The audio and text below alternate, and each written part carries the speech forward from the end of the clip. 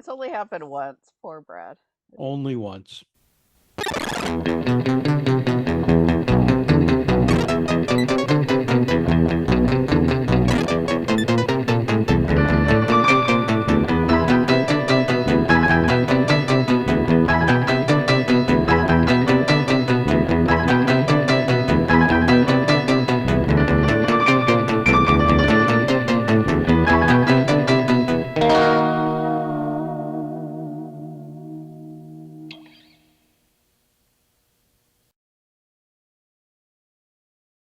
Hello, and welcome to Real Film Snobs. I'm Angela Yeager. Pleased to have with me on the show once again back, Chris Andresen. Welcome to the show, Chris. Hi, Angela. It's been a little bit since I've had you on. You've had a busy fall, so we finally got a chance to have Chris back on the show. And Chris is one of my friends who loves to go to our local art house theater. So Love we're going it. to be reviewing, I think, four movies that all either already showed there or are showing there currently. But these are also movies you can find either in theaters right now near you or in a few cases on streaming. So Mhm. we'll start with our first movie, which is Maestro, directed and starring Bradley Cooper as the famous conductor and composer Leonard Bernstein, and Carey Mulligan plays his wife, Felicia. Now, going into this, of course, Bradley Cooper's last project was another interestingly pairing of a male female duo in A Star is Born with Lady Gaga. Here again, he chooses to focus the movie less on Bernstein's career as a musician, composer, conductor, who brought classical music to the forefront in America in the 60s and 70s, and more on the marriage and relationship between Bernstein and his wife, Felicia. Leonard Bernstein was gay and was also, married for a very long time to his wife, and they had three children. The family did approve and get to, I think from what I've read, oversee quite a bit of the film, and I do think that influences it. I wouldn't say it's not a warts and all biopic because there is definitely some portrayals of Bernstein that are, not are less than pleasant, but it is interesting to have a movie about someone who's so well known for their music and their influence on American music and focus so much on the marriage. I could see one of the reasons he did that, which is that Carey Mulligan, in my opinion, is just really fantastic in this movie and almost pretty much steals the movie in every scene she's in. Felicia is a complicated character. She is not kind of a long suffering 50s housewife type. She has her own career. She knows going into the marriage that Leonard Bernstein is gay, or at least, has had sexual relationships with the men. Right. Um, and at some point in the movie, she even says, like, I knew this going in, and for some reason I thought that it wouldn't affect me. But it does show the ups and downs of their marriage due to both his relationships as well as just kind of his towering success and the kind of toll that takes on the whole family. I think this movie, I don't think it's a four-star movie. I think it is does some things really, really well, mainly the central performances. And I did quite like the look of the movie as well. There's some Mhm. really beautiful sequences, particularly I loved, I think you and I talked about this, Chris, a little bit after the movie, the on the town sequence and Oh, I love some of that the use sequence. of less Mhm. realistic photography where they're kind of jumping from one kind of set piece into another, almost like a musical, which is one of the things Bernstein was known for, which is scoring movies like West Side Story and On the Town. So kind of seemed apt in that way. Curious to hear what you thought.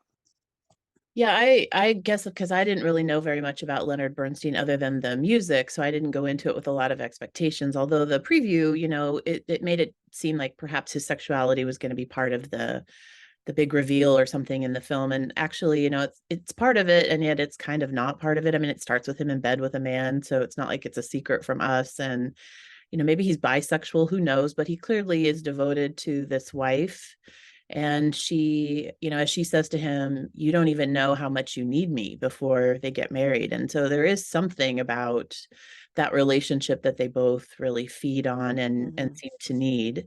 There is, though, a moment in the film where the Macy's Day Parade is going past a window, which I loved the visuals of that too, of the balloons floating past your apartment windows, where she says, like, there's an expression about not sitting under a bird full of, I don't know if I can say it, full of poop.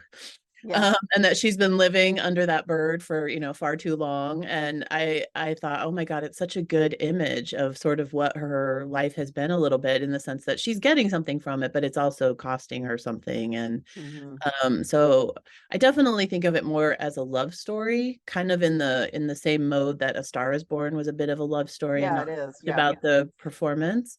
But that on the town sequence was so cool. And there were I mean, I loved the black and white, the look of the black and white sections. I thought the time jumps and the black and white to color jumps were really well done.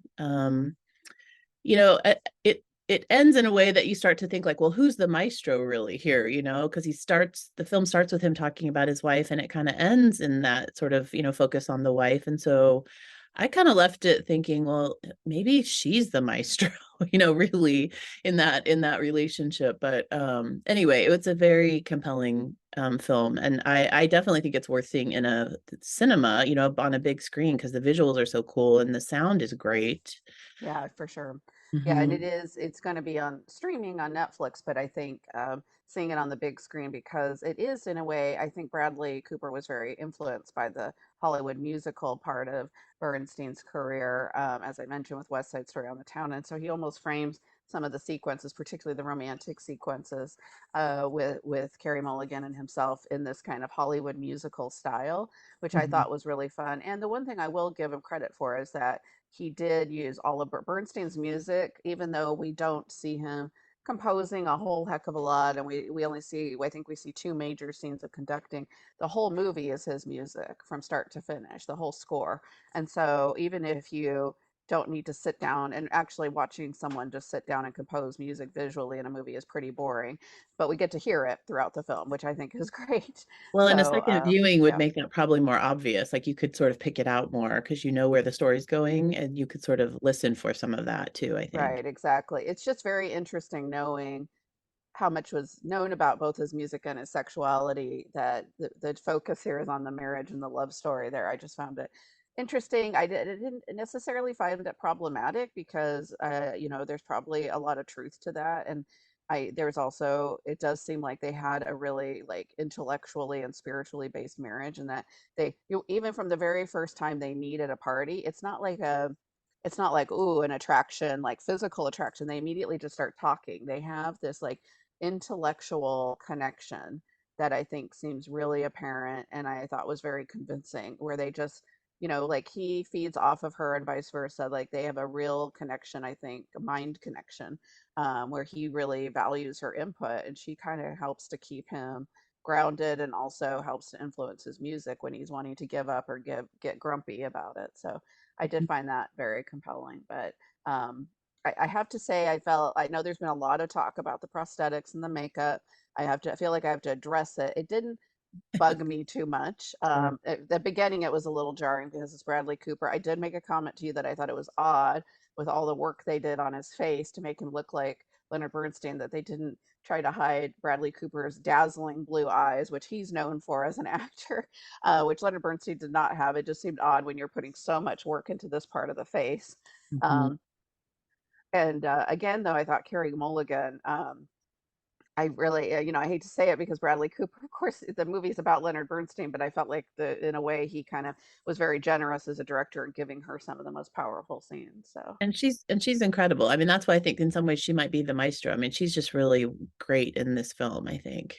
yeah, yeah. Conveying So, a lot with uh, her face, and yeah, do great. you know what star rating you're going to give it, Chris, or have you Well, decided I out mean, of four? at least a three, maybe a little bit more, just because I think it is an experience. It's a film that's an Mm-hmm. experience. And so in that way, I think it's very cool. Mm-hmm. How about Yeah. you? I'm giving it 3 stars. Yeah. Yeah. So 3 out of 4 for me. So I definitely can recommend it. And I agree with you that it's very cinematic. So I'm glad at least Netflix is letting it show for at least a couple of weeks in theaters, because they don't always do that with all of their movies, unfortunately. So because this one really deserves to be seen and heard. The big music of the big bombastic stuff that Bernstein did, you can hear it really well in the nice theater sound system. So Yeah, I think it's worth going out if you can get out to see it before. Yeah. Or maybe even yeah. while it's streaming. I'm sure it'll be in theaters for a little while. Yeah, exactly. So, okay, Hmm. we'll move on. I think the next one's Cool. yours. Yeah, our next film is Dream Scenario, which has been sort of cast as a black comedy, and it's directed by Kristoffer. I think it's Borgli, who I have to admit was not and is not still is not a known name to me. No, no. I think he's done a number of shorts and maybe one other feature film, but um, I was really compelled by this preview, and I have sort of been hot and cold on Nicolas Cage over the years, but more recently, like in The Pig. And I actually really loved him even in The Unbearable Weight of Massive Talent, which was kind of a Hmm. campy film. But he was great in that film. But the preview sort of made me think of films like, Eternal Sunshine of the Spotless Mind, and even that quirky, more recent film, Beau is Afraid. So I kind of went into it thinking a little bit about those films. Yeah. And the film starts with Nicolas Cage's character, Paul, he's a college professor, and he's giving a lecture on how, evolutionary biology, how zebras have these stripes. And even though we can see them, the whole purpose of that is that they, in a pack, they don't stand out. So they're not vulnerable to attack. And it is a bit of an allegory, I suppose, for the whole film where, his character's been sort of hiding in the pack, is sort of living a life of quiet, I don't know, desperation might be the thing. He had aspired to be a researcher and to write a book. And, his colleagues are writing books. He's got colleagues holding fancy parties. He's got this sort of feeling, I think, of being left behind. Hmm. And then suddenly he starts showing up in people's dreams. And nobody Yes. can explain why. And the film doesn't really try to explain why, which I kind of appreciated. But he starts showing up in his daughter's dream and then other people's dreams. And the, most frustrating part for him in that was that he's just standing around doing nothing. And so he's a little bit frustrated by his inaction. But then, of course, suddenly everybody's dreaming about Paul. And there's a kind of celebrity that he achieves in this presence in people's dreams. And then suddenly, at some point, he's going viral. He's getting a little bit of fame and notoriety. They're trying to figure out how to put him into product placement, in ads where I think it was Sprite, wasn't it Yeah. Sprite? He's Sprite. supposed to be Yeah. drinking Sprite in someone's dream, Yeah. like holding a Sprite can. So just, crazy stuff around fame and celebrity, especially in the social media age, and something going Hmm. viral very quickly for maybe no good reason in some ways.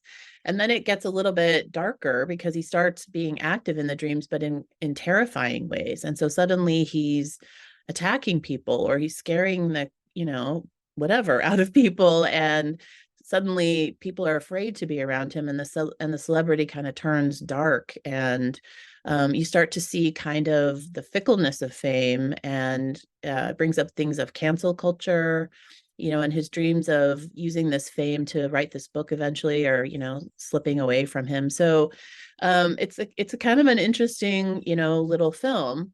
I think whether or not you like it really completely hinges on how you feel about Nicolas Cage's character Paul, because I think if you find him annoying, then you're going to hate the film. But if you have sympathy for him, then I think you'll get into it. And even and maybe especially the ending. If you like him, I think you find the ending kind of sweet and maybe a little bit bittersweet. It's more But bittersweet. Yeah. I yeah, don't but think if it's actually a happy ending, but yeah. no, it's more bittersweet. But if you find his character irritating, and I've been listening to some podcasts and things just trying to think about the film, and there are a few critics who really hated that character and therefore don't really like the film. I would say I think his performance, Nicolas Cage's performance in this film is amazing. And Yeah. so watching it for him, just watching him go through all of these experiences is quite compelling. The part of the film where it got into the sort of technology of manipulating dreams with a kind of AI Yeah. twist, I wouldn't say that I loved that part of the film. So maybe the first two-thirds of it are better for me than the last third of it. Except for that kind of ending where you get a little bit of a callback to an earlier sort of sweet scene with his wife, with a kind of Talking Heads idea, and it end credits with a Talking Head song. So because I was kind of with Paul from the beginning, I was good with Paul at the end. But I think if you weren't sort of enjoying it all the way along, it would be a very frustrating film, possibly. So I do think this is kind of a film for film people. And Mm, those especially who like Nicolas Cage. And if I could rate on a 5-star system, I would probably put this at a 3 because three out I of five. didn't Yeah. love it and I didn't hate it. I mean, I feel really right in the middle about it. So it's So, probably like 2.5 to 3 for you, probably on a yeah. four-star scale. Well, it's interesting you say that because I love Nick Cage and I thought I didn't like the character, but I found him interesting and I got right away, okay, this guy is a loser. Like that's really he is a loser. And so you either sympathize with that or not. Or Although average. Yeah. he's kind of a whiny loser, which is more annoying. My problem with this movie was actually that I didn't think it was weird enough. I didn't think it got far enough with the concept. You brought up Eternal Sunshine, which is a great comparison.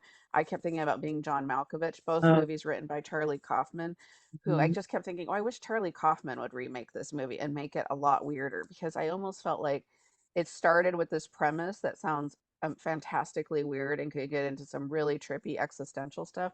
And I Mhm. felt like Nick Cage was fully there with his performance, like he was Totally. full on board with Mhm. leaning into the weirdness. But then it kind of decides, oh, I just want to be this like very obvious story about cancel culture and social media and fame.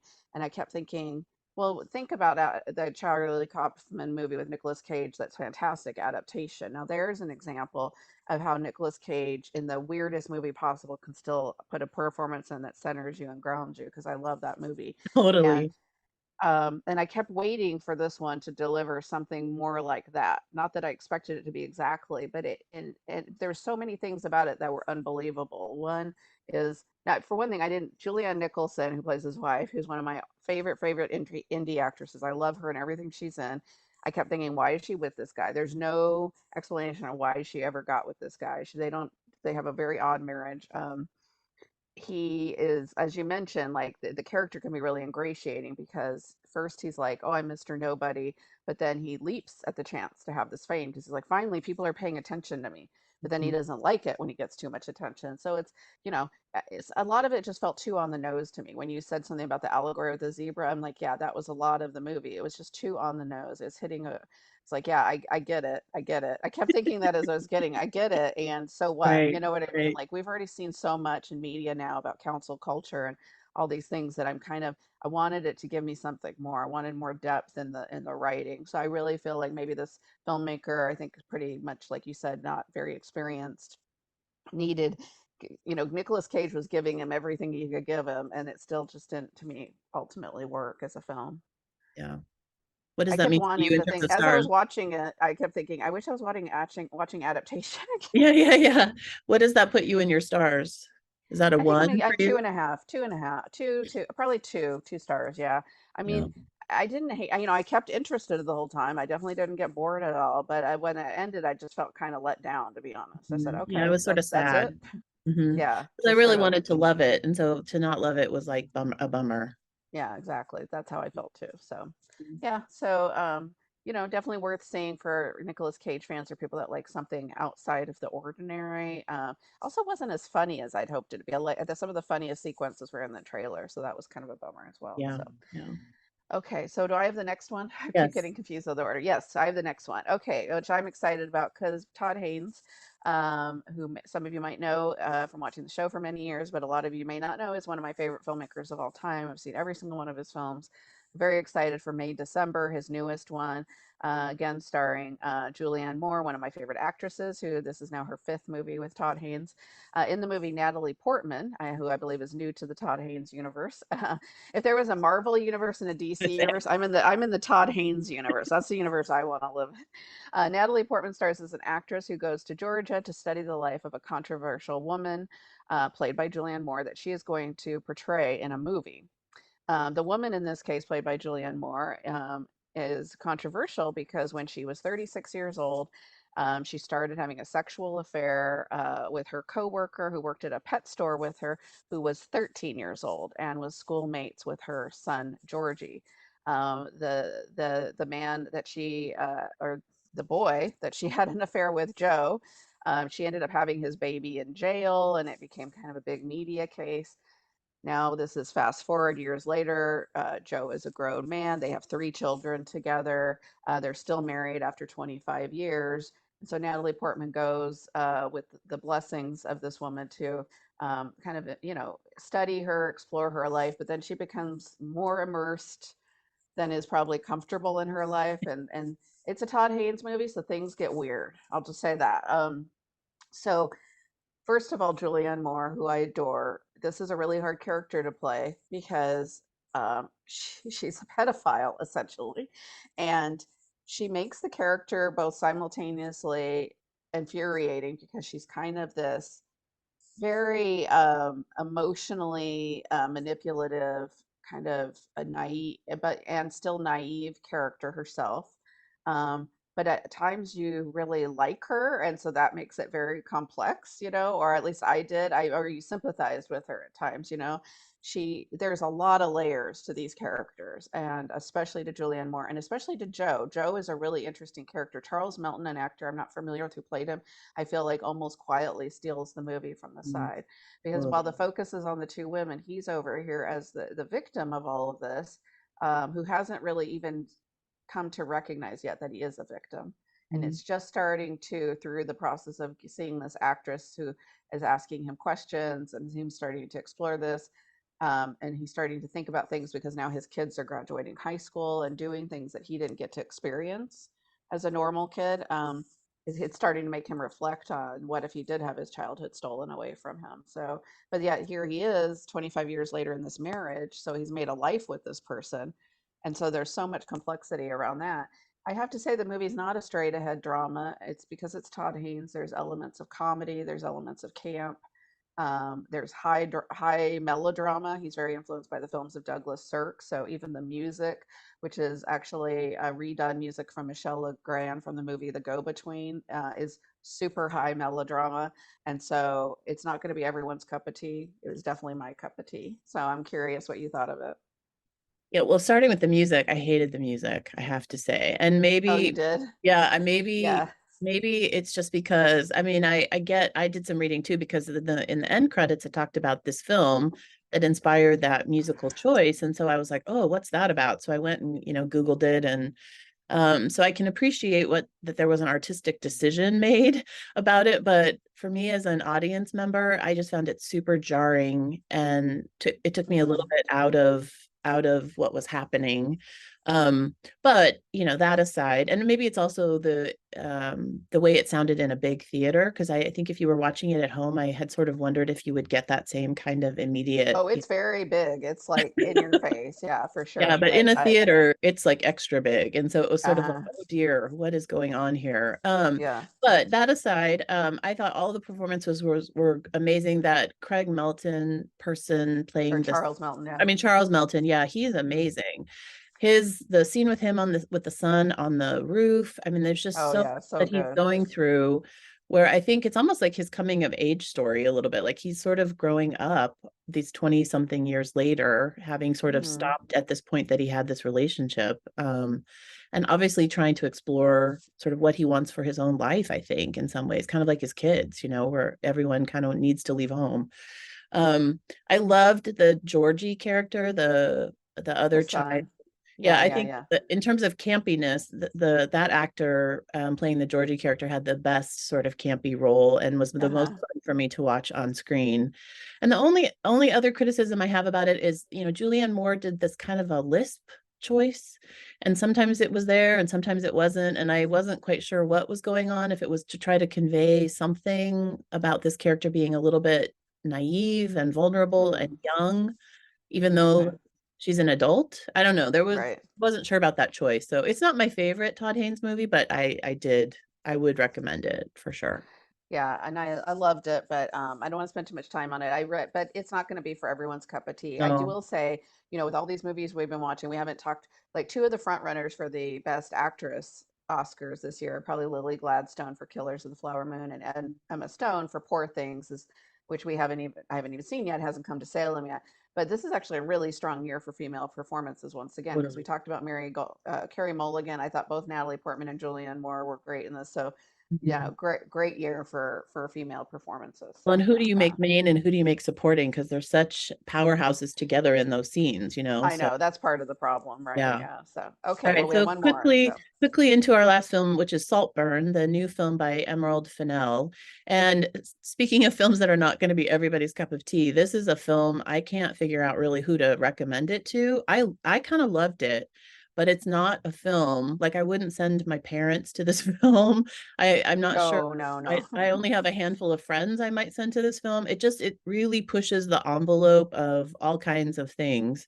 But essentially the quick of it is that it tells the story of Oliver, who's kind of a not very rich student who's got a sad backstory, who's attending Oxford, who befriends this drop dead gorgeous person, Felix, who invites him to his family estate for the summer. And then just all sorts of things happen as Oliver kind of ingratiates and manipulates and interacts with various people in the family. It's got great performances by everyone, especially the main actor whose name I'm suddenly drawing a blank on. Barry Keoghan, yeah. Barry Keoghan. He's incredible. I mean, he always plays kind of quirky um, characters, and this is no, I mean, he comes off in the beginning, you think, oh, he's like more good looking than he usually is in films, and oh, he's so sympathetic, and oh, there's some interesting choices that he's happening, and then you're like, oh no, this is still an interesting and quirky kind of character like he plays in some of these other films that I've loved him in. Mm-hmm. And so it's definitely not what you expect, although I do think at some point you can see where things are headed. And so Oh yeah. you either have to sort of think about it as, oh, I sort of like this character and I feel maybe sympathetic to his situation, or you just see it going where it's going and you're like, okay, I'm just along for the ride. I don't know Right. if you identify and sympathize with this character, but he's very interesting to watch. And the twists and turns of this story are very interesting and it's super lush to look at. It's kind of a psychological thriller. I think the director called it a vampire movie. I mean, it's got a lot of things going on. But I would Yeah, say for it's sure. campier for sure than even May December. I think it's campy from beginning to end. Well, and it's interesting. Yeah, I'll say to start with the first two things I liked about the movie. The performances across the board. It's a richness of great actors. I mean, from Mhm. Rosamund Pike playing the kind of cold, rich mother, and to Barry Keoghan, Jacob Elordi as Felix, He's the hot amazing. guy. Yeah. Yeah, but Mhm. everybody, even in the smaller roles, everyone's great. And I did like the look of the film as well. The problem I had with this movie is much the problem I had with Promising Young Woman, her previous film, which is she wants to have her cake and eat it too. She wants to have this movie that's sort of about class issues, but then towards the end, the people that are the most villainous characters in this movie, everyone is bad. So let's get that out of there. It's like a Right, film right. noir. Nobody's likable. But the most unlikable and evil characters, in my opinion, are the black gay character and the bisexual middle class character. Jacob Mm. Elordi, who plays Felix in some ways, is probably one of the nicer characters and definitely the biggest victim in the movie.